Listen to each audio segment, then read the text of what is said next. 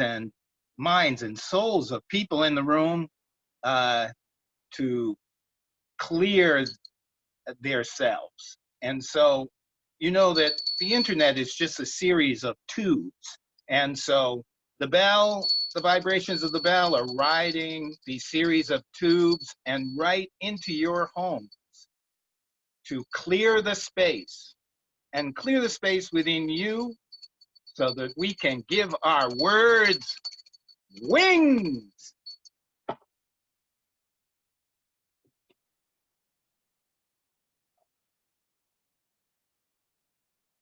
High above the seabed, a tightrope girl is dancing.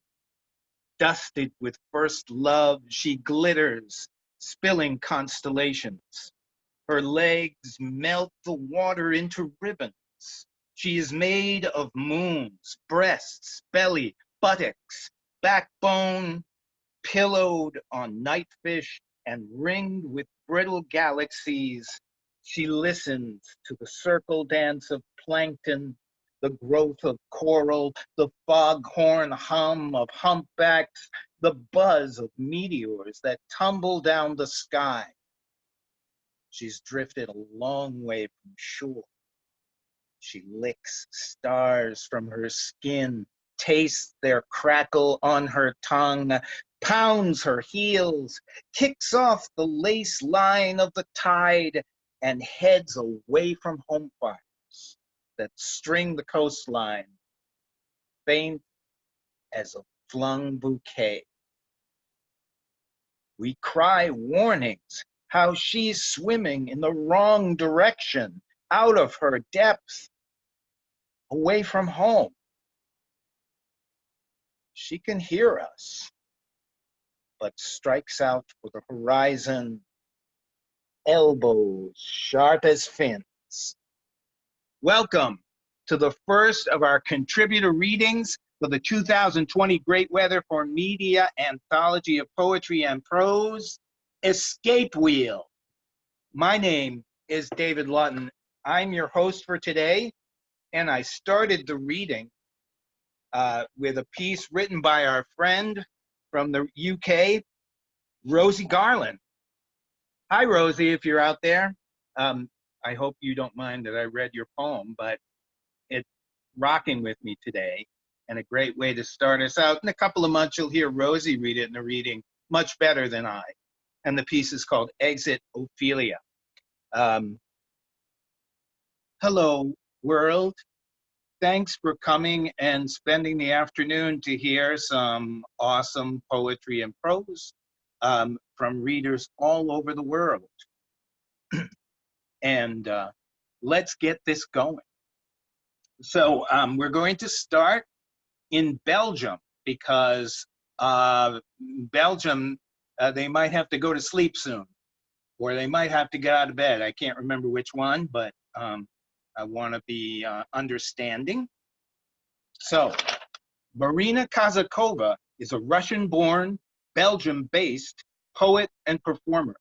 She is the author of the verse novel, Tisha, Piano, the film adaptation of which was shortlisted for the International Short Film Festival Leuven, the Miami Indie Wise Festival, the Expo North Festival, and received the Best Narrative Short Award at the 2015 International Film Festival behalf Sava Morozov in Moscow. Her work can also be found in magazines and journals such as Maintenant, Anti-Narrative, Cranog, and Writing in a Woman's Voice. And she has a dog named Poopy. Ladies and gentlemen, from Belgium, Marina Kazakova. You're on. Unmute yourself.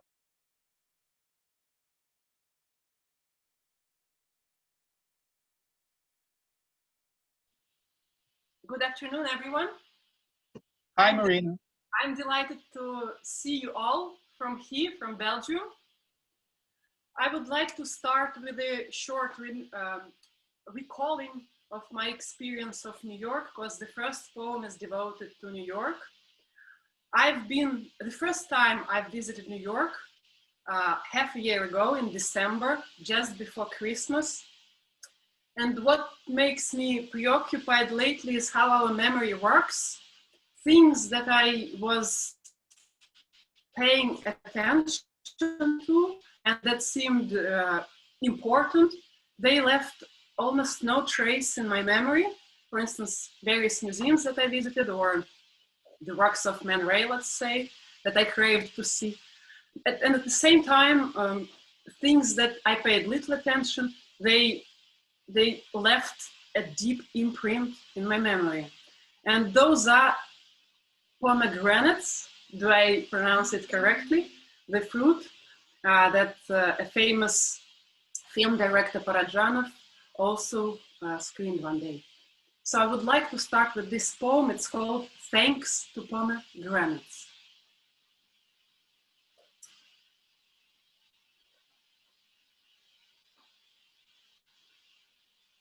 Thanks to pomegranates. In New York I am, but not. With one foot in California, with one hand in Sofia, with one eye in Parajanov's Armenia.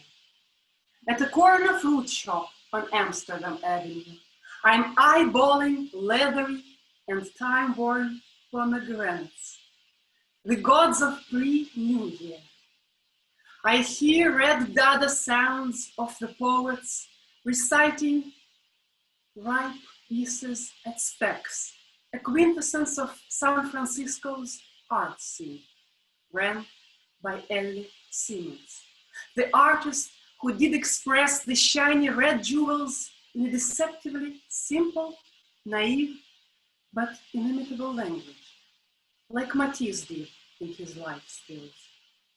I hear female merchants' scarlet voices at Zhensky Bazaar, an outdoor market in Sofia, established from the ruby red Ottoman era. The voices that haven't changed in centuries. The voices that continue despite the time and circumstances. I'm in New York, seeing the scenes from Parajanov's film, pomegranates sitting on a blank off-white canvas. In a second, the tablecloth below the fruit start bleed in various directions. The bloody question marks lead me to St. Mark's Cathedral to test if it is true what the Armenian tradition tells us. Every mature pomegranate has 365 seeds. I'm in New York thinking of my wrongdoings and Patti Smith. Thanks to pomegranates, repentance just before the New Year, repentance older than my memory, repentance bitterer than Gorky, repentance spreads over the skyscrapers that choke me in St. Mark's Cathedral.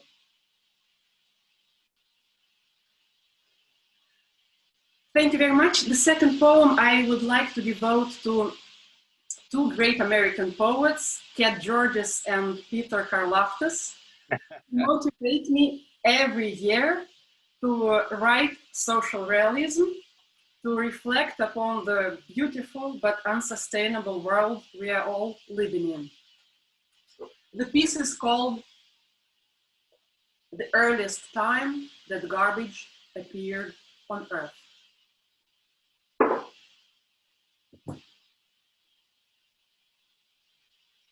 The earliest time that garbage appeared on Earth is with the birth of a printing press. One Russian once rightfully said, sad.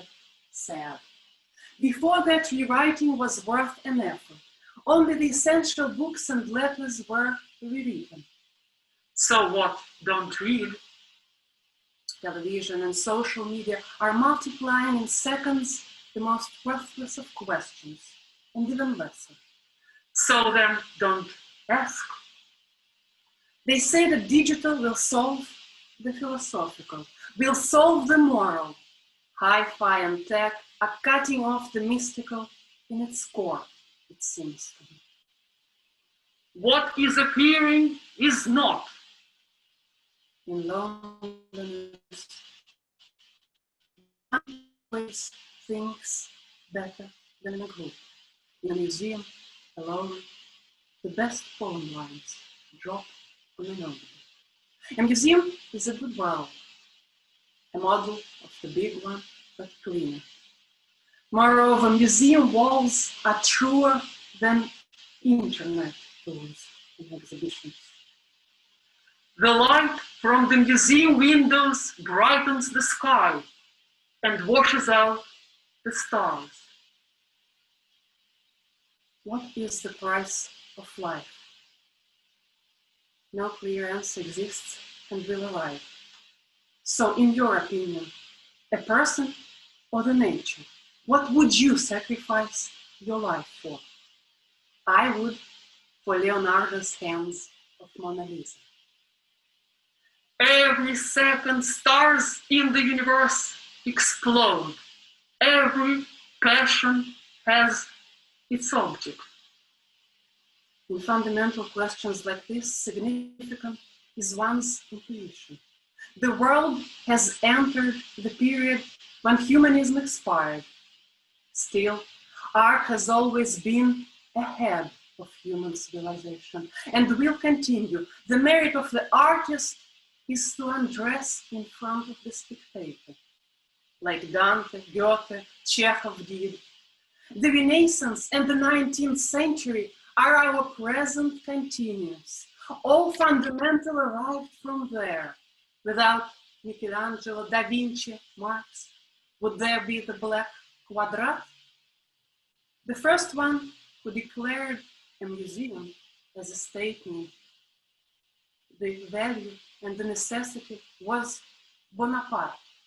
He turned the royal palace into the Louvre, knowing that a worldwide collection of values is a treasure that can't be measured by anything. Today, to tell the truth, big cultures and great museums are not created by democratic states, unfortunately. The governments are into mass arts. If we continue moving along this circle, we'll meet again with Stalin, Hitler, or William the Orange. The purpose of the state is to protect the culture, not the economic growth, not the creation of products, not the existence of the army. Don't you watch war films? Haven't you just gotten pleasure from the killing Eve's assassins? Actually, yes, I did. The analog garbage that appeared on Earth with the birth of a printing press can still be processed by hands. The digital garbage can't. One Russian once rightfully said, sad. Thank you very much, everyone, for your attention. Marina Kazakova. Marina, say hi to everybody in Belgium for us. Thank you very much. Especially the deer. I miss New York, and I hope that it wasn't the first and the last time I visited it. Okay. Thanks again. All right. Great way to start it. Let's keep it going. Our second reader, Jerry T. Johnson, is a poet and spoken word artist whose poetry has appeared in a variety of literary publications worldwide. He regularly features at venues throughout the New York area and lives in Danbury, Connecticut with his wife, Ray. Here he comes, Jerry Johnson. Hello, everyone. Wave if you can hear me. Marina, that was very good. Horror show, very good. I want to thank Great Weatherford Media for inviting me to read and for publishing my poem in their 2020 anthology. I want to thank all the poets who I'm sharing the stage with today, and I want to thank the audience for joining. Looks like we had a grand turnout all across the board. So thank everyone. I thank everyone for joining. All right, let's read some poetry. First poem I'm going to read comes from Great Weather for Media's 2017 anthology. They published a poem that I wrote in it, and the title of that poem is In Memory of Forgotten Atrocities. In memory of the 1877 Compromise, ending Reconstruction, opening doors for Big Jim Crow and KK Klan. In memory of bigotry and greed, bending treaties with Lakota, authorizing Wounded Knee. When surrounded by forces bearing iron shafts, mounted atop steel, snorting steeds, we freeze till the frozen blood pains to pass through our constricted veins. Fallen upon broken knees, with twisted arms raised, our welted hands stretch in subjugated surrender towards a stained blade. While tears drench our reddened cheeks, we attempt to watch as years of toil turn into rivers of burning. Consumed by a depraved depravity, we lay horrified as we lay raised, weeping amongst our ruined remains. Thank you. Okay, the next poem. Train ride from Charlotte to New York, part 5, Quantico. Quantico Creek looks so silent and so serious, just like those FBI bureau grads right around the corner. It seems to stand still in the sunlight, wearing sunglasses and a conservative gray wool suit. I hit the repeat button on my music playlist, Eric Burden and War. Oh yeah, oh yeah. I sit in the dining car and I am observing my surroundings. Sorry about making you work on a Sunday, Frank, said the lady with the gold rimmed glasses. She was seated right next to the service counter and she was on her phone yapping away. I think the disaster recovery test was a disaster, Frank. We need to pull everybody into a meeting tomorrow and do a post-mortem on this. She stopped to inhale and then she continued. I don't care if it is Thanksgiving week. All hands on deck, Frank. Poor Frank, I think to myself. I move my eyes from her and I'm over to the service counter of the dining car. The dining car manager is taking the credit card of a patron. That will be $10.50, sir, she said as she removed the cheeseburger from the microwave and plopped it into the cardboard carry tray. After she slid the can of beer into the beverage slot, she turned to the register, swiped the man's credit card, turned back, laid the receipt on the counter, and gave the man a pen. Sign, please, she said, smiling.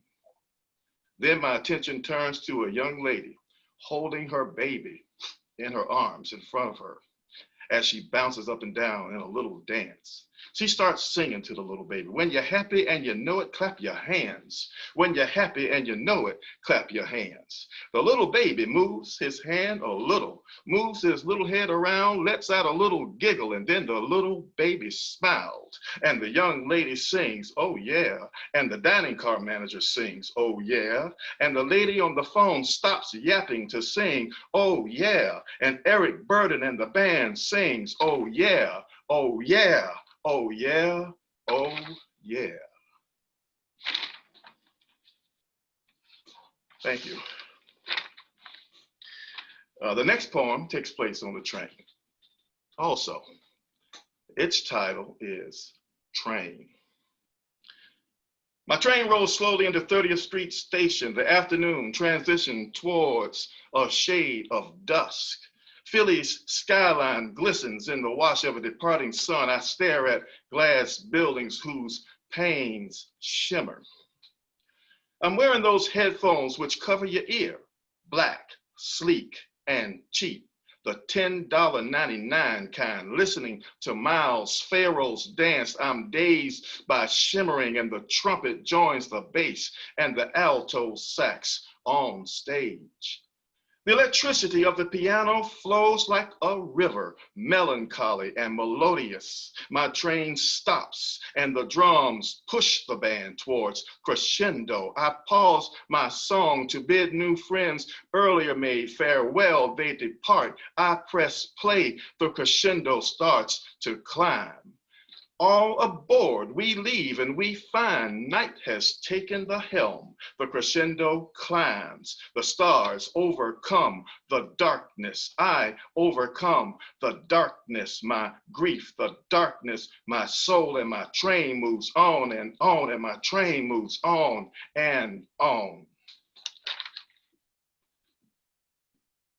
Thank you. Last poem from the anthology, Escape Wheel. My poem's on page 80. Rage and clamor. Football players swinging at delicate heads with metal helmets. Soccer fathers swinging hard, knocking out virulent soccer moms. Middle school basketball coaches decked by screaming mothers. Mommy, daddy tantrums explode at an 8-year-old's t-ball game. Vitriol is on sale and the supermarkets are congested. The store greeters are trampled to death shortly after Thanksgiving. Another fight erupts over another shopping mall parking space. A skirmish at the clearance rack and a cleanup is needed on aisle 7. Beltway gridlock once again impedes everybody's progress. Civility sends to Congress a letter and a bill of resignation. Sumner attempts to roll in his grave. Oh my, what a pity he can't. Sumner's dust still bruised from that 1856 caning. Is our national humanity overdosing on our rage and clamor? Are epidemics spreading while no physician is monitoring? Is every race and every culture infected with a bowel of madness, or our melting pot seething with a gluttony of hatred? Thank you, everyone. Jerry T. Johnson. Thank you, Jerry. Mary Mackey became a poet by running high fevers, tramping through tropical jungles, dodging machine gun fire, being caught in volcanic eruptions, swarmed by army ants, making catastrophic decisions with regard to men and reading. She is the author of 8 collections of poetry, including The Jaguars That Prowl Our Dreams, winner of the 2019 Eric Hoffer Award for Best Book published by a small press, and Sugar Zone, winner of the Penn Oakland Josephine Miles Award. Her poems have been praised by Maxine Hong Kingston, Wendell Berry, Jane Hirschfield, Marge Percy, and Al Young for their beauty, precision, originality, lush energy, and extraordinary range. She is also the author of 14 novels. From Sacramento, California, here's our friend Mary Mackey. Hey there. Hi, everybody. From Sacramento, center of the burning fire disasters of Northern California, but not close enough to be burned, I say hello. I'm going to read you the first poem from this wonderful anthology, Escape Wheel, with the coolest cover ever made. It's The Temple of Bel. It's about refugees. The Temple of Bel. They come from the ruins, some with the heads of foxes, some with the heads of saints, some shrunk to the size of a pebble, some larger than the sea. Walking on water, walking right side up and upside down, eyes like steel, hands bright as blades. Some with roots, some with nothing, some who can write with their tongues, blue-lipped, choked with salt and indifference, drowning in a love so distant it might as well be hate. And there's going to be, in the next decade, it's already started, a great migration of climate refugees, millions of people. It's going to be one of the major aspects of the next 10 years. So this poem is just sort of a, I guess you'd call it a trailer for the horror movie. The next poem is a poem that I wrote in Mexico on January 10th when I was in a cafe and I had this bizarre moment in Mexico where everybody in the cafe disappeared. It was totally empty. And I sort of saw a flash of the streets of New York being empty. And it was very bizarre because, you know, at that point, the virus was just a sluggy little dot on the horizon. But I had been reading about it, and I think it was on my mind. And I think that's why I wrote this poem. So this poem was written January 10th, 2020. It's called Here, Not Here.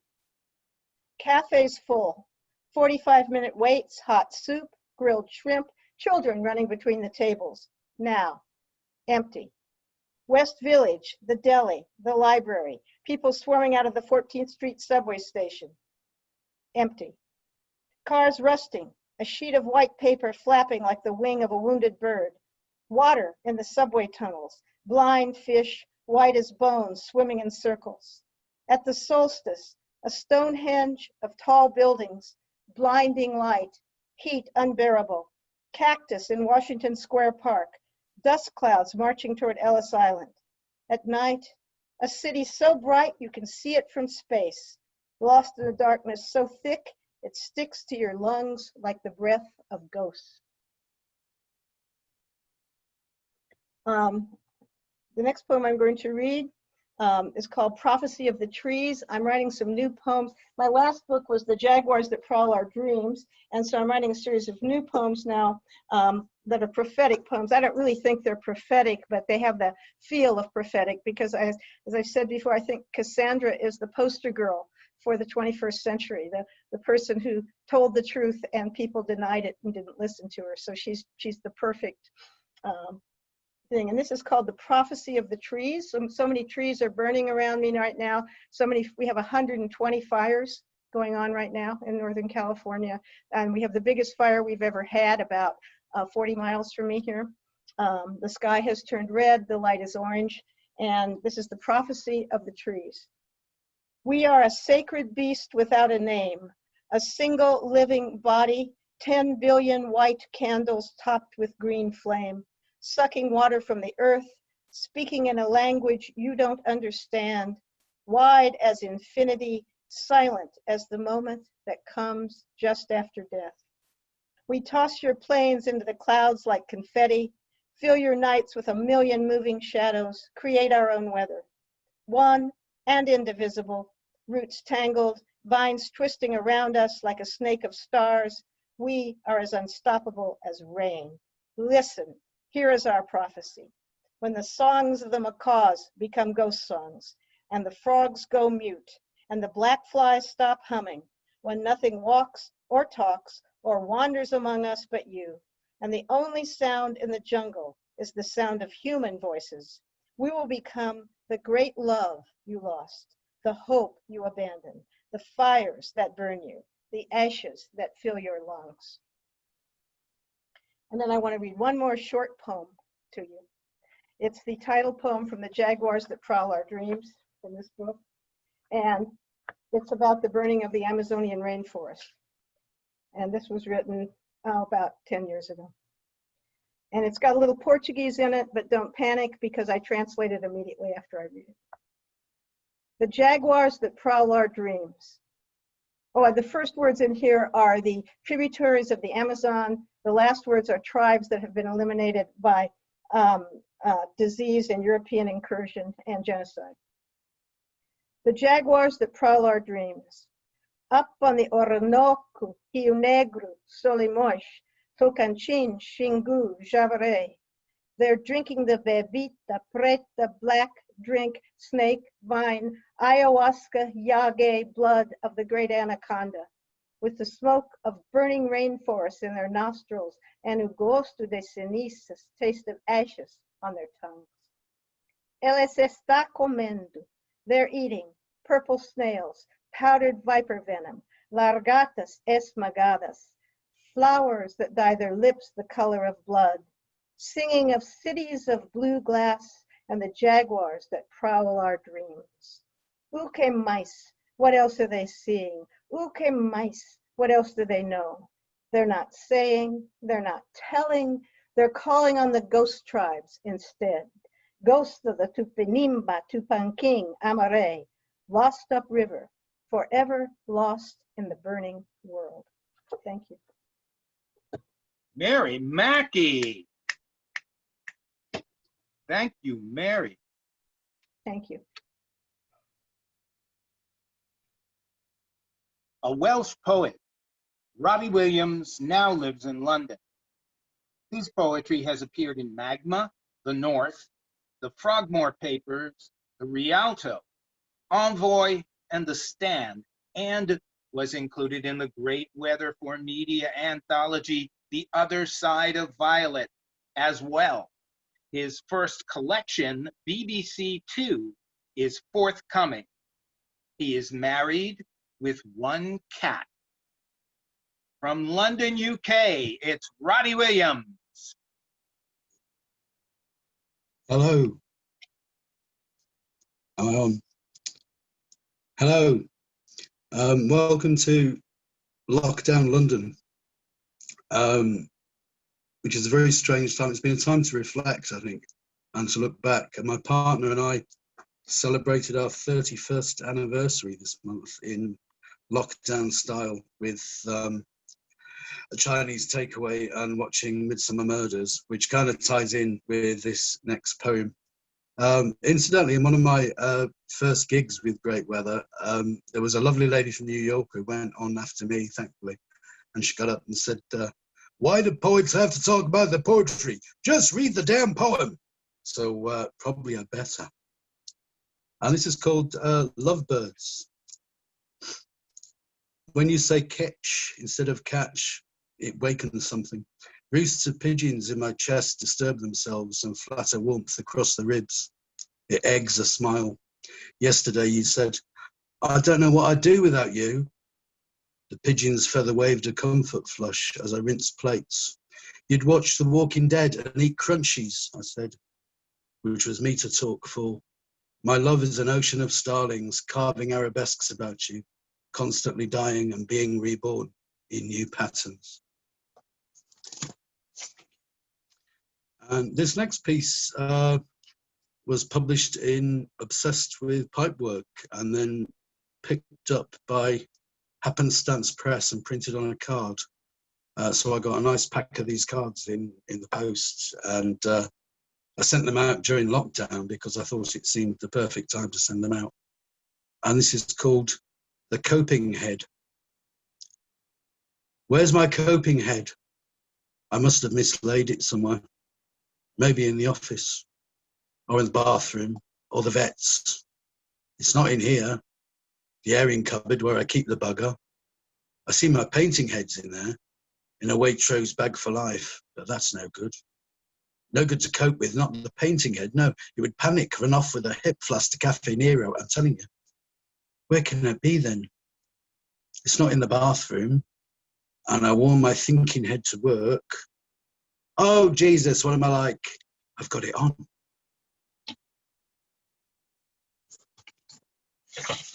Right, so, yeah, thank you, Great Weather people, for inviting me again, despite my singing at my last debacle. And thanks for including this next poem, which, like a couple of others coming up, examine things from a sort of temporal distance, I suppose, looking back. But just read the damn poem. Okay, we'll do that. Right, it's called Memory of Church Street from The Escape Wheel. Thank you. Again, I am thrilled here to view the body of the market outside Tesco. Time of death, normally around 5. Stalls are deftly disassembled like a silent witness corpse. Unaware of my location or each other, 2 men have texted separately to say they want to see me. I only know the why of one who patient waits with scaffolded arms behind a window far above this dismantle piece. He always checks for curtain chinks, lest eyes and metaphors creep in to read his name, slave him like a djinn. Following this small death, I find the market gone, the sun washed, dried and put away. All is rendered into a sterile absence, bound about my goosebump legs with cable ties. He will be washing his hands now in that narrow bathroom.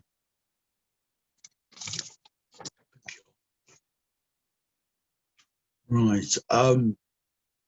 Yes, I very much like overheard conversations and kind of snatches of conversations, and you kind of feel compelled, or I feel compelled to kind of build the rest of it out of that. And I promise you that the first verse and the response of this are completely verbatim from an overheard conversation on the Victoria line. And then I brandished my poetic license and ran away with it. So this is called Two Girls on the Tube. You know your mum is going to get old and lose her teeth and she'll have to come live with you. Shut up! You will have to put her shoes on for her and talk about the olden days when there were no phones. Shut up! And you will have to chew her food and pass it from your mouth to her mouth like she's a baby bird. Shut up! She could have false teeth, but then you'd have to scrub them clean twice a day, even if they'd been in their dishwasher. Oh my days, shut up!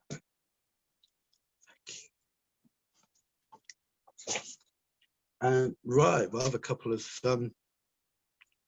nearly at the end, a couple of my Welsh poems, or poems about Wales. And this one was published in Poetry Wales in the Stay Home online version this year. And it originated actually with me listening to Dance This Mess Around by the B-52s and wondering, as you do, what names of dance songs would have been created had the B-52s been from North Wales, which is an important question, I think. But just read the damn poem. All right, I'll read the damn poem. So this is called The Sharp Dances. I used to do all the sharp dances, the hard left Brenda, the Shuganoo, the hefty mare, the go-go-go, the Polish pledge. I could never do the down here over there, though, a lot of awkward knee work there. He's a natty little mover, Auntie Cathy said one Christmas, as I did the Nantlandango to Duke of Earl. I used to do all the sharp dances, the honky-ponky, the Marford bonking, the bread bin, the spench and the roast kebab. We did them in Pepper's night spot, no trainers allowed. We danced in our boots, sang to the fly-specked strip-like moon.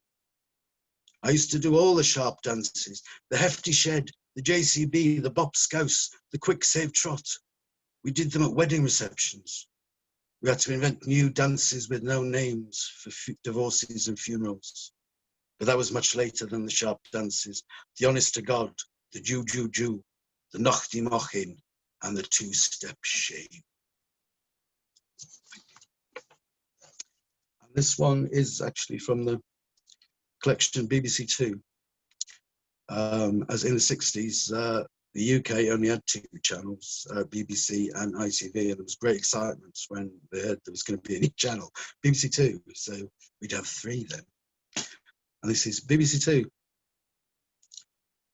My door to the past is through a Ladybird book, so I try to avoid them if I can. I might slide back to the 60s when my phone won't work and everyone's waiting for BBC Two. My favourite was about the shoemaker and the elves. The old shoemaker was down to his last piece of leather, and the elves made perfect shoes for him secretly during the night when BBC was closed down. On Sundays, we waited for BBC Two, staring at the wall or into the fire while Mam cremated a black chicken. We could see the world through net curtains. Sometimes we'd listen to Jim Reeves. He could hear the sound of distant drums, and so could we. But it was just the scouts rehearsing for the jamboree. If I do slide back, I'll leave some coat hangers out for the elves so they can make an aerial. And finally, for the relief of everyone, including myself, this is the last one. Last year, I got tagged in a Facebook post in which Gloria Gaynor's I Will Survive was translated into a Shakespearean sonnet. And I was challenged to write one of my own, and eventually did about 6. And just read the damn poem. Okay, I'll read the damn poem. And this is called Stand By Thy Man. Being a sonnet translated with most meticulous pains from the original hillbilly tongue by Master Shakespeare of this town. To be the fairest sex, 'tis said, is hard. Thy love bestowed on this one rough-hewed man. Sorrows, fortunes all plucked by time's banjo, in tune with his discordant, hurtful plan. But thy unbounded love must sooth forgive his stupidness, his right to be a twat. Oh, if thy love be true, then hence be proud. He wears the manly pants, he has the hat. Plant thyself beside him like a rhubarb. Surrender both thy arms and something warm, unspecified to mollify cold night. Thy love a duffel coat against the storm. Plant thy boots beside him, show the land. Soft supplication sweet. Stand by thy man. And thank you. And good night from me. Roddy Williams, reading the damn poem. Yes, Read the right. damn poem. When she's not drumming in one of 3 rock bands, K.R. Morrison teaches English and creative writing at Galileo High School in San Francisco. She has read her work in New Orleans, New York City, and throughout the Bay Area, published in Haight-Ashbury Literary Journal, Switchback, Quiet Lightning, and Cascade Review. She is currently seeking a publisher for her chapbook, Cauldrons, and her manuscript, From Her Wrist. It's time for, from San Francisco, California, K.R. Morrison. Hey everybody, can you hear me okay? I can hear you. Okay, so I'm actually down temporarily in Southern California. I'm staying at my dad's. It got a little bit too socially isolating up there in San Francisco for me. Worried sick about all of you up there near SF and the fires. It's hard to sleep right now. I'm really grateful for this event. It's so much more than an event, I think, for all of us. It's mental health. So thank you. I'm going to start by reading the one in here. Page 26, if you want to read along. This one's called Memoir of a Pirate Girl Who Could and Did. She was supposed to be born a boy. Instead, she arrived breech like a boomerang covered in nails.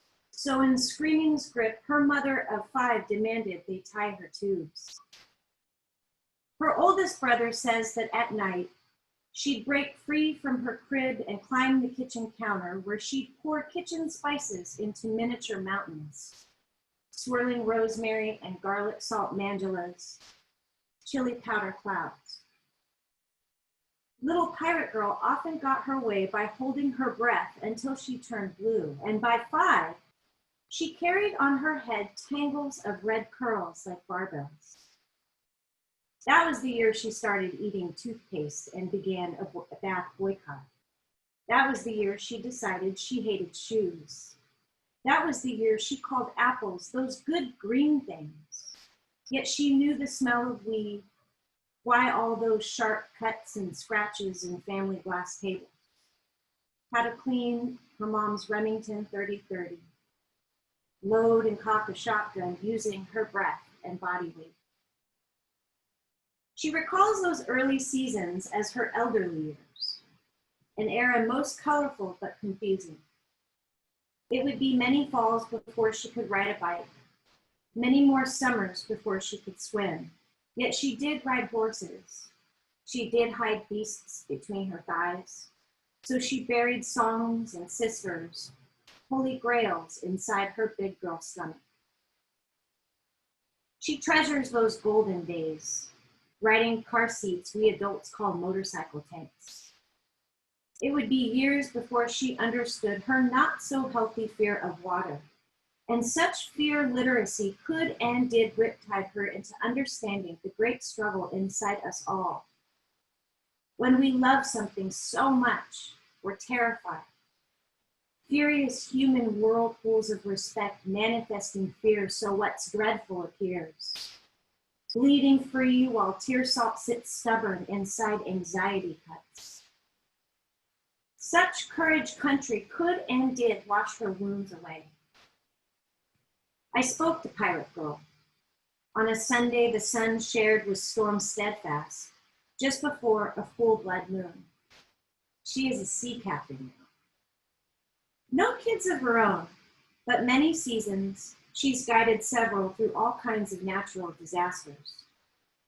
I'm guessing these kids made by other mothers are the echoes in her bones that these days throb and swell like the sea in which she submerges.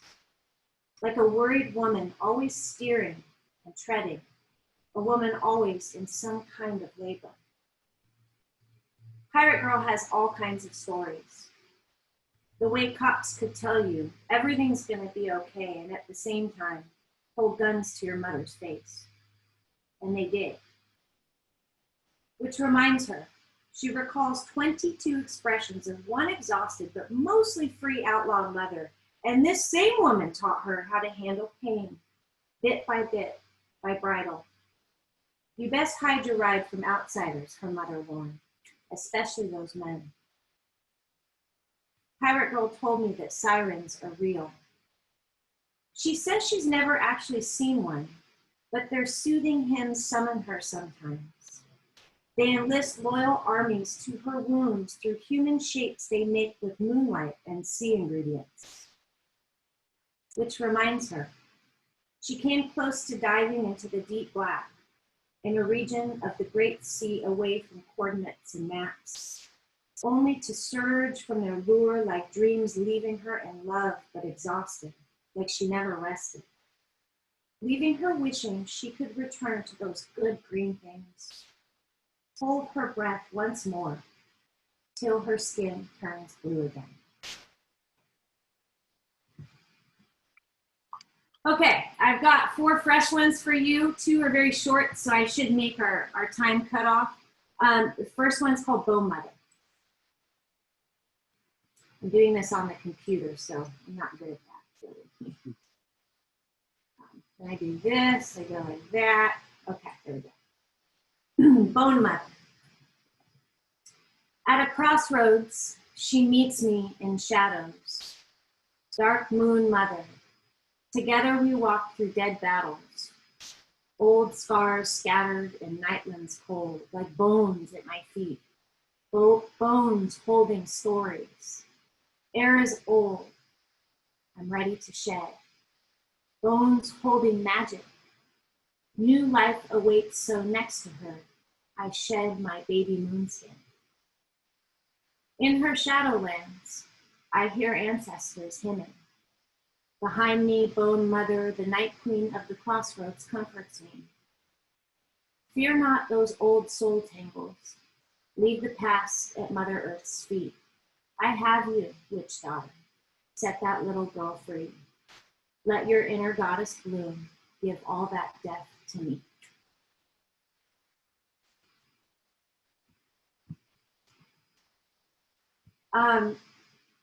The next one's brief. It's called, this one's inspired by, well, Trump inspired it, but frankly, politicians, and I dedicate this to politicians in general right about now. This is called Sacramento.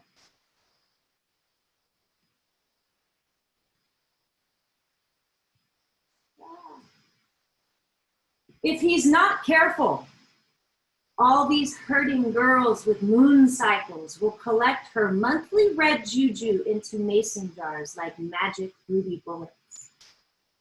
She will phase him away with buried poppets. Armed and charmed, he will end by her holy blood. That one's it.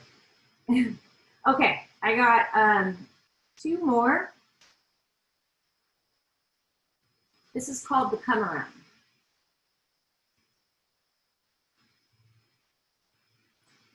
There we go. The Come Around. I smell ancestors, feel hell's heat, Southern torches resurrect from a murderer's knee. I taste generations of salt from a sweaty father picking fields for masterpieces. I hear him singing heavenly hymns. I clench in my deerskin fists more stolen trails of tears. Lovers can't breathe. Fingernails slice lynched country into my flesh. I smell spells, inhale the conjuring, breathe out the casting. Revolution and reform arguing in a dining room like a tired couple, their marriage arranged. Daughter Justice rolls her eyes, gets dressed in a wardrobe that's restless. Stirring, she just itches to break curfew. I hear karmic returns hatching, so many seeds sprouting, loud flowers blooming from systemic stems. From too much poison come scar song patterns. May eclipses bulldoze all these human mistakes to the ground. Some of us march, cold bones summon orbit storms, take bullets for too many dead. Some of us harbor graveyards in our stomachs. So for justice, we bury our silence in the ground. We hold our breath. That was for everything going on right now that we're trying to fight to end. This one's last. It's very fresh, and I want it to be last because right about now, I don't know. I'm having a hard time getting through everything. I know we all are. And so events like this mean a lot to me because it keeps me from, well, diving down the deep black, like the poem that's in the book. So this is called Elections.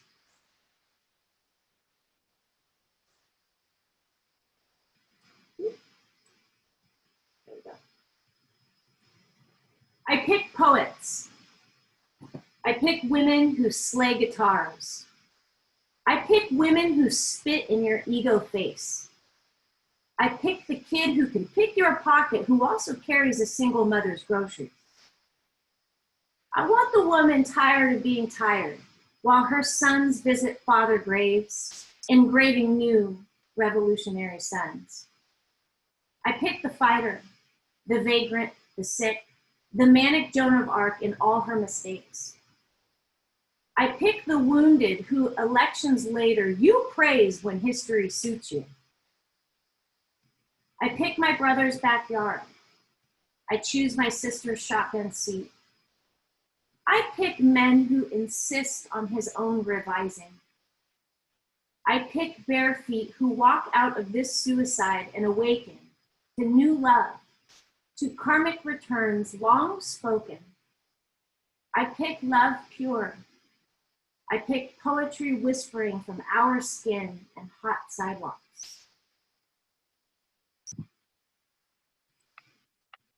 Oops. K.R. Morrison.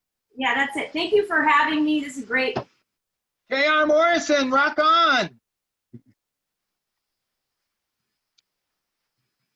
Jeanne Morel is the author of 2 chapbooks, That Crossing is Not Automatic, Tarpaulin Sky Press, and Jackpot, Bottle Cap Press.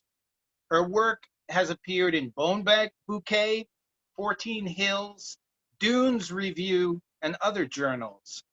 Jeanne has taught in the United States and Cambodia and in arts organizations, retirement centers, and prisons. Currently, she teaches at Bellevue College, where she is senior editor for Belletriste.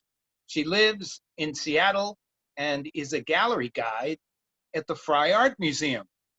Here comes from Seattle, Jeanne Morel. Hi, everyone. Thank you for Hi, Jeanne. having me. Can you hear me? Yeah. Thanks so much to Jane and Thomas and David for hosting this. It's a wonderful group. I'm glad to be part of it. The first poem I'm going to read is from the anthology. Chapter 1, page 1. The premise is that nothing happens. Page 2, lawnmowers, drinks with rum and paper umbrellas, the clinically depressed. Page 3, sometimes fun skips a generation. Page 4, the nuns from Vietnam are studying in Indiana. Page 5, for example. Page 6, the perimeter lies neither further nor closer than the borders of North Dakota. Page 7, a glossary of conquerors might be more pertinent. Page 8, on Tuesday, everything must go at the dollar store on the corner. Page 9, hoarders, borders, collectors versus action. Page 10, the nuns make a habit of turning in their homework. Page 11, they're from the north and dress in black and white habits. Page 12, their poems brim like lifeboats full of tourists in the rainy season. Page 13, reformatories and chain gangs show up in the punchline. Page 14, but here's to nail salons, to Hollywood, to inequality and opportunity. Excuse me. The next poems I'm going to read have all been written in the period of sheltering in place, so to speak. Counterforce. Grass after death and urine, and still the rain comes. The cops plug black bodies full of holes. Curtain off the status quo. Ratchet up for destruction. Bob like batons, like puppets.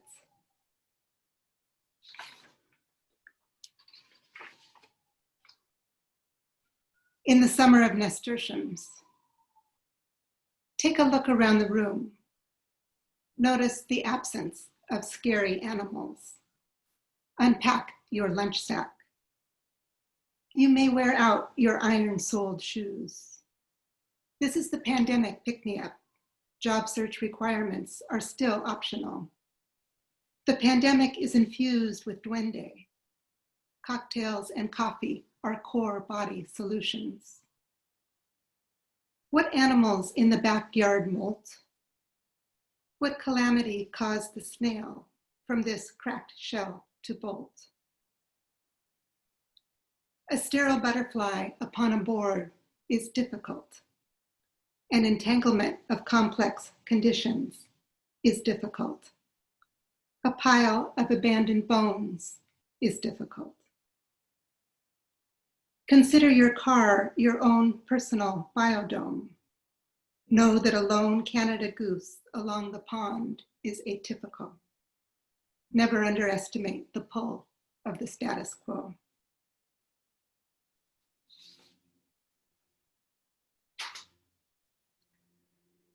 At the Lilac Lodge, the televised animal pageant begins at 3. I wanted a cat, but I got a meditating monkey. I wanted a cat, but got a meditating monkey instead. No cat, but a meditating monkey.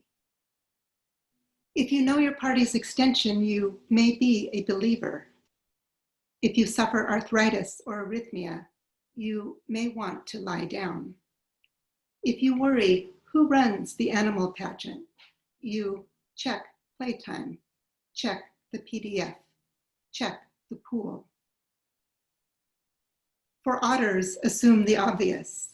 For purposes untoward, unfold the octopus's tentacles.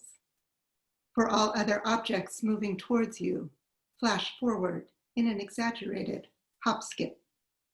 Assume the monstrous.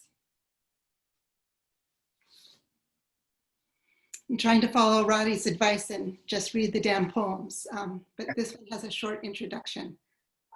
It's dedicated to a friend of mine, Osei Bonsu, who died last year. We were colleagues at Seattle Central College. We shared an office, and he taught political science. He was from Ghana, but he had a strong fondness for American country music and rural America. So this is a collage. Right around real slow. Noise steams the dishwashing machine over the espresso maker. Merge and clatter of streams. Nothing on either side of the internet, not even a barbed wire fence. The non-essential terracotta clay pot blooms, unexpected pink perennials. Ose always said, "I'm going to Montana," before he died. Before that, my mind stalled in a long, narrow space, tight with wooden tables, a fold-up wooden chair, faded, never painted. Next gas and services, 120 miles. Who knew sound bounces, and from the back corner table, anything anyone says at the front door gushes clear as running water. Montana, fish and guns. What is a porch but for to-go orders only? A black rubber doormat in both secular and religious spaces. A postage stamp of old imaginings. A waffle imprinted with a side of egg. Miles from any town, your radio comes in strong. Suppose there's no real explanation why porch railings mimic a white picket fence. People also ask, what is the Black population in Montana?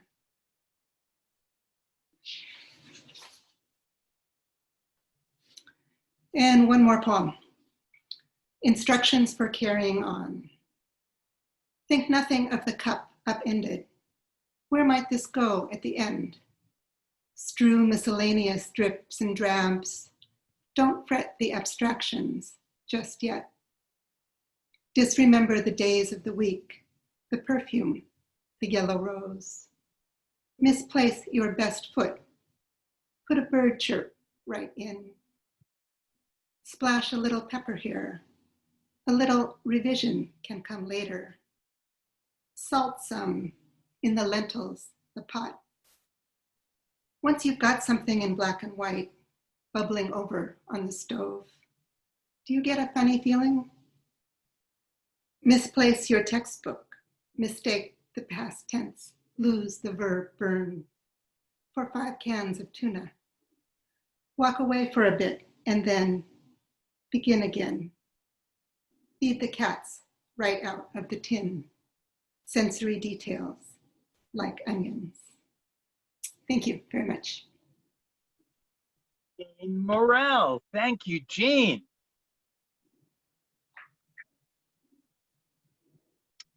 M.A. Dennis, short for Many Attitudes of Dennis, is a reclusive spoken word poet who prefers to stay at home in his writing nook, but is susceptible to the lure of public events that offer free refreshments. He has been published in many print and online publications. Formerly homeless, Dennis now lives in a Staten Island apartment a few blocks from Audre Lorde Way. Coming straight to us from Staten Island, New York, it's M.A. Dennis! Thank you for having me. I'm going to get to the damn poem, but I'd be remiss if I did not first thank Great Weather for Media. I'm going to start with the poem that they published of mine. And I wouldn't preface it by saying a little while ago, I was asked to be a judge for submissions for a poetry contest. Worst mistake I ever made. The job is, it's not easy. I used to take it personal, getting rejections, but now I understand because everybody can't get in. And a lot of deserving people, it's just a matter of numbers, You got 30 slots, but you got 50 wonderful poems. So unfortunately, some well-deserving poems get snubbed. So it's even more of an honor to know that, I made the cut. So thank you. This piece is entitled Drainage Basin of Consciousness. Does the wag of a dog's tail in Tribeca or Soho set off a triple homicide in the Soundview housing projects? What effect does it have on the human brain repeatedly listening to islands in the stream? Islands in the stream. Islands in the stream, islands in the stream, islands in the stream. Did the excruciating back pain caused by Dolly Parton's enormous rotisserie breasts make Kenny Rogers Roasters restaurants go into bankruptcy and close all their US locations? Choose one duet. Owning all 4 railroads in monopoly and eating Dolly Madison ice cream sandwiches, or the Filipino bar karaoke night standing ovation for your rendition of Whenever I Call You Friend by Kenny Loggins and Stevie Nicks. The Fleetwood Mac song Landslide never gets older. It melts my snow-covered emotions every time. Nothing against the harp, but I'm hoping in heaven the angels play acoustic guitar. Mr. Robert Leroy Johnson, the voice said, how bad you want to play this here guitar, gooder than anyone could ever play it.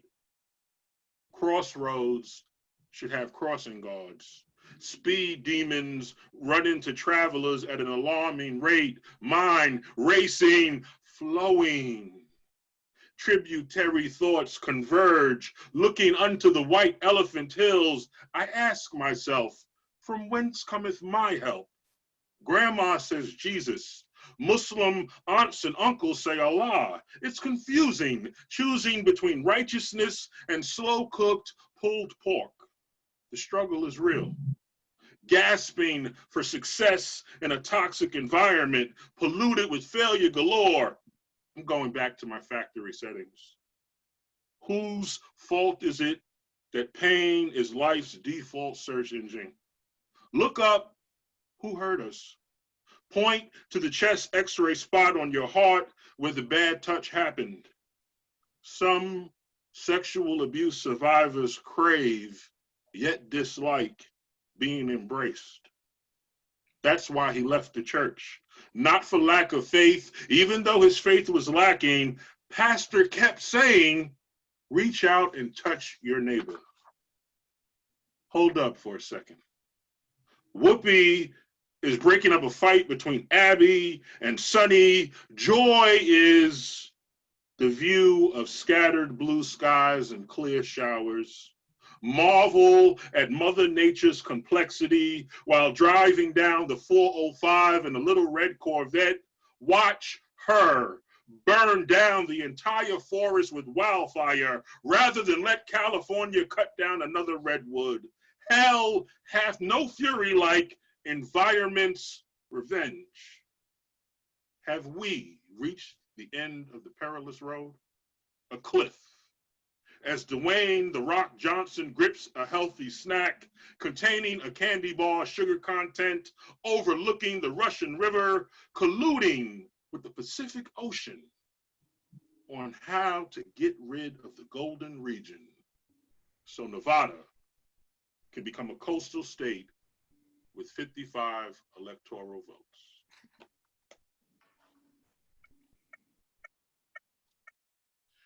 And my final poem is from my newest chapbook, published by Nyside Press, Mistaken Identity Crisis. And this poem is entitled Never Breathe Again. And I'm going to actually do an extended version of the one that's in the book. And I just want to say one thing. I had to go to a not so nice place for this poem. So at the end of the poem, I'll say thank you so that you know it's over. But I may need moments of just silence to hold it together.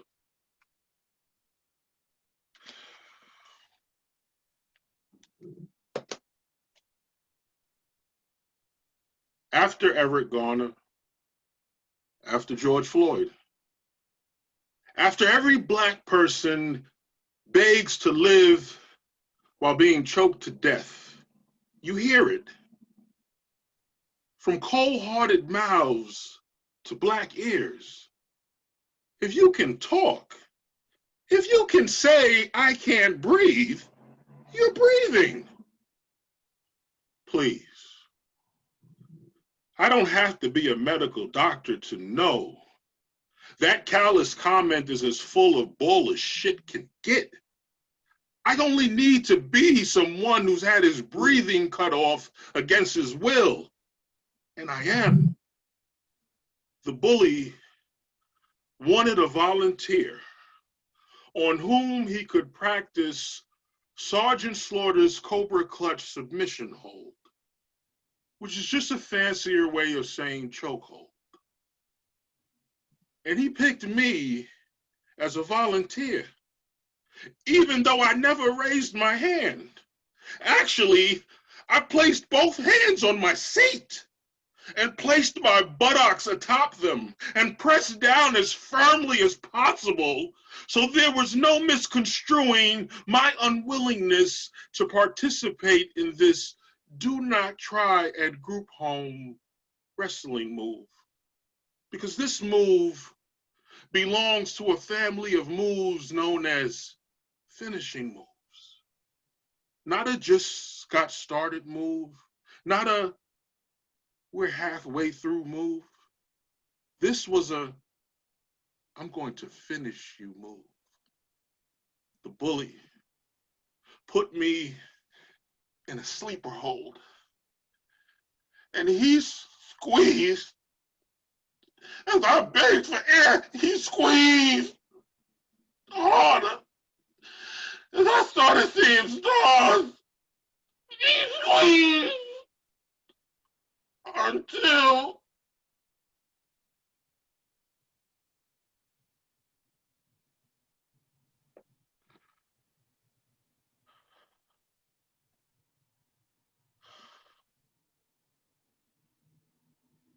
I don't know how long my blackout lasted. I just know when my power came back on, I dashed down the hallway like a madman, yelling, I can't breathe, I can't breathe, I can't.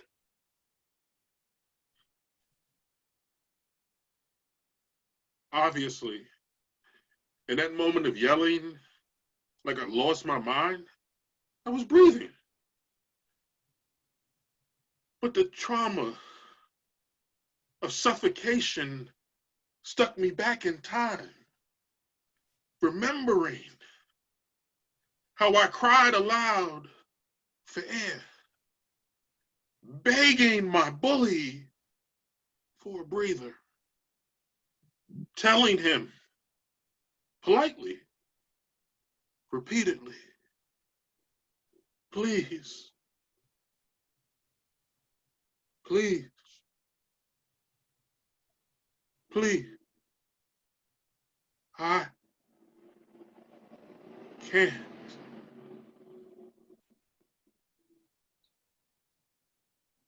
Thank you. M.A. Dennis. All right.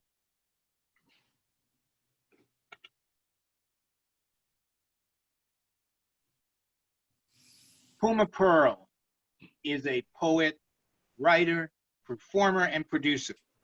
She's the author of 2 chapbooks and 3 full-length poetry collections. Knuckle Tattoos, Urbachi Press, Retrograde, Great Weather for Media, 2014, and Birthdays Before and After, Beyond Baroque Books, 2019. As the creator, curator, and producer of Puma Perl's Pandemonium, she brings spoken word together with rock and roll. She has received 2 honorable mentions and 1 first place award from the New York Press Association in recognition of her journalism, and was the recipient of the 2016 Acker Award in the category of writing. Puma lives and works on the Lower East Side in New York City. It's time for Puma Perl! Thank you. Thank you, Great Weather for Media, and all of the amazing poets who've read and writers. And I just have to say before moving on that there'd be an elephant in the room if I didn't say I am, and probably all of us are so moved by that last piece. And I'm changing over to a totally different change of pace, and I feel like I have to say no disrespect intended as I go into reading an excerpt from a short story called Girls in Bars. Lainey leaned across the bar. It was a late March afternoon, the first sunny day in weeks. Hardly anybody was around. You know that guy, she asked, pointing at Danny, who was sitting by the window fiddling with a camera. Yeah, Danny, I said. You introduced us the other day, remember? Oh, right. He's very sweet. He sort of moons around like a big old puppy dog, don't you know? I paid attention. Lainey's small town expressions only surfaced when she was spilling secrets or discussing sex. He's kind of cute, I guess. I took a closer look. Those are some big hands on that little boy. Yeah, he's got this giant crush on me, always bringing me a coffee when I start my shift, popping in and out all day. He works at that print shop down the street. Even Bob noticed, not that he thought anything of it. In his mind, Danny's not in his league. Bob was her boyfriend. He played around in different bands and believed he was hot shit, and he was sort of right. The best thing about egotistical men is that they take longer than most to notice when their girls are fucking around. It just doesn't occur to them that a woman might stray from their self-confirmed awesomeness. Anyways, Lainey continued, he was getting so Google-eyed over me that it was almost annoying, but he tips like crazy and he's, you know, sweet. So last week, I was having a horrible time. Mercury in retrograde again. Lost my wallet, dropped my phone in a puddle. So you know what I did? I fucked him. Wait, you dropped your phone in a puddle so you fucked him?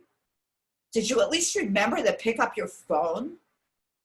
I really didn't mean to do it, she said. Now, unfortunately, I'm the type who understands the concept of accidentally fucking somebody. Oh shit, what have I done? It's almost a mantra. And I hardly even drink, so I have nothing to blame but my own impulsivity and poor judgment. And now what am I going to do, she continued. I don't want to lead him on because of Bob, but I'm getting off on all this adoration. He holds me, looks in my eyes, keeps saying how beautiful I am. Not like Bob. He sneaks up behind me, bends me over, and calls it foreplay. My eyes lit up. She noticed. Ruby, what are we going to do with you, she asked. I shrugged. Very few people had ever known what to do with me, and none of them were girls in bars. As long as I kept the games to the bedroom, or the cars, or the park benches, it seems to have worked out. I couldn't figure out why she preferred dear Danny to brutal Bob, but then I never understood why Kim Basinger left Mickey Rourke after only 9.5 weeks either. I was about to express my disdain for anything resembling lovemaking as opposed to hate-filled fucking when I noticed that Lainey was furiously texting away. I glanced over at Danny, who had forgotten his fascination with his camera and was staring intensely into his own cell phone. I know this game. I erased my messages almost daily due to my addictive connections with two confirmed sex text junkies. It had gotten to the point where the notification tone got me wet. Danny must have spotted Bob coming down the block because both he and Lainey abruptly stopped texting and hurriedly locked their phones. Lainey took a deep breath and rearranged her face. In 2 seconds, she had transformed herself from wanton woman to loyal girlfriend. It's amazing what one can do to maintain and nurture a good obsession. Bob sauntered through the door and slid into a chair opposite Danny. Lainey shot me a panicked look. Danny's back was to me, so I don't know what he did with his face, but I could see Bob leaning towards him, talking intently, Danny nodding his head in agreement.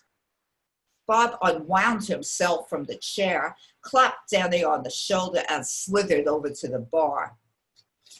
Well, he said to Laney, you fucked up big time, babe. You wanted to piss me off? You succeeded. Big time. Laney's eyes widened, and I swore I could hear her guilty heart pounding. You said you were going to mail the info for the posters over to the print shop 2 days ago. I just went to pick them up, and guess what? Nada. And that knucklehead over there got so nervous about it, he almost peed his pants. I feel sorry for him if I didn't have my own problems. No posters and an airhead woman. Laney grasped the counter so hard her knuckles turned white, including the little tattoos of moon phases on each one. Danny, meanwhile, made an overly casual advance towards the door. Either he's smart or a total coward or both. Bobby, I'm sorry, said Laney. I got caught up taking the car to the vet, and then my mother kept calling about one thing or another. I'm really sorry. Her fear of discovery had made her humble. Another day, she might have told him to fuck off and take care of his band poster himself next time. But her strategy worked. Nah, forget it, babe, he said with his typically abrupt change of moods. No big thing. Do it when you get home. At least you're sorry. He turned suddenly towards me, as if noticing I was there for the first time, which was bullshit, because he knew damned well he was humiliating her in front of her best friend. Hey, Ruby. Looking good. Something different about you. She finally threw Rex out, Laney informed him helpfully. Ah, single again, huh? He looked at me appraisingly. Probably won't last long, but neither will the next one, right, Ruby girl? Gotta go, babe, he said to Laney, reaching across the bar to mess up her hair. And as he turned to leave, he looked back as if he'd forgotten something, and then he messed up my hair too. And Laney and I stared at each other, our hair sticking up in strange mats. She gave a sigh of relief that he was gone, and me, I just sighed. And that's about the first half of the story. And if you want to find out what happened to Laney and Bob and Ruby and the rest of them, get that new anthology and you can read the whole thing. Thank you, Great Weather, and everybody here and everybody out there, our audience. Thank you. The pride of the Lower East Side, Puma Perl. Thank you, Puma.